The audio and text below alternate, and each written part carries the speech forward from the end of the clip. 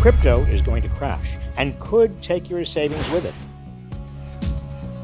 In June 2022, Bitcoin dropped over 30% to its lowest value since December 2020, and Ethereum, the second most valuable cryptocurrency, fell about 35%. Terra USD, a so-called stable coin, also collapsed when its underlying cryptocurrency, Luna, lost 97% of its value in just 24 hours, apparently destroying some investors' life savings.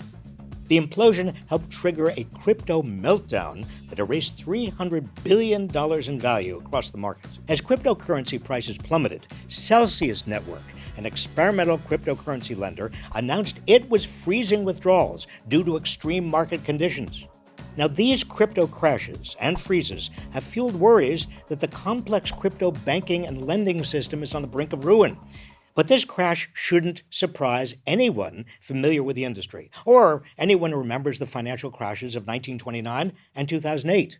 Let me explain.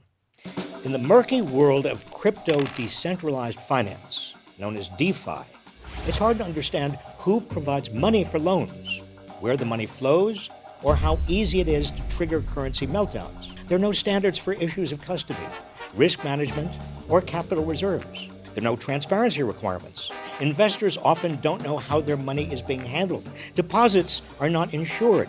It's a Ponzi scheme. Like all Ponzi schemes, getting rich depends on how many other investors follow you into it, until somebody's left holding the worthless crypto coin. Why isn't this market regulated? Well, follow the money. The crypto industry is pouring huge amounts into political campaigns. It has hired scores of former government officials and regulators to lobby on its behalf, including 3 former chairs of the Securities and Exchange Commission, 3 former chairs of the Commodity Futures Trading Commission, 3 former U.S. senators, and even former Treasury Secretary Larry Summers. In the past, cryptocurrencies kept rising by attracting new investors and big Wall Street money, along with celebrity endorsements. What do you think? Are you in? You know what? I'm in. But all Ponzi schemes topple eventually, just like the Wild West finances of the 1920s. Back then, Americans were getting rich by speculating on shares of stock, as other investors followed them into these risky assets, pushing their values ever upward. When the toppling occurred in 1929, it plunged the nation and the world into the Great Depression. That crash resulted in the Glass-Steagall Act, signed into law by Franklin D. Roosevelt in 1933. Glass-Steagall separated commercial banking from investment banking, putting an end to the giant Ponzi scheme that had overtaken the American economy and led to the Great Crash of 1929. It took a full generation to forget that crash and allow the forces that caused it to repeat their havoc.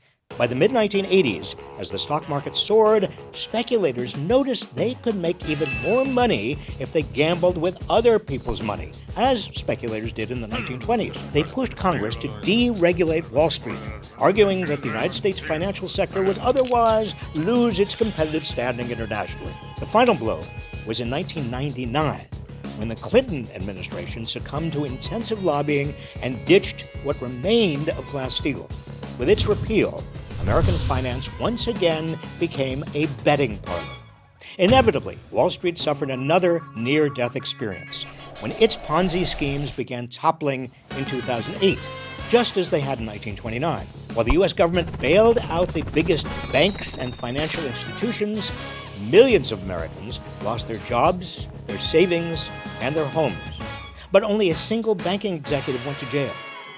In the wake of the 2008 financial crisis, a new but watered-down version of Glass-Steagall was enacted, the Dodd-Frank Act, which brings us nearly a century after Glass-Steagall to today's crypto crash. If we should have learned anything from the crashes of 1929 and 2008, it's that regulation of financial markets is essential. Otherwise, they turn into Ponzi schemes, leaving small investors with nothing and endangering the entire economy.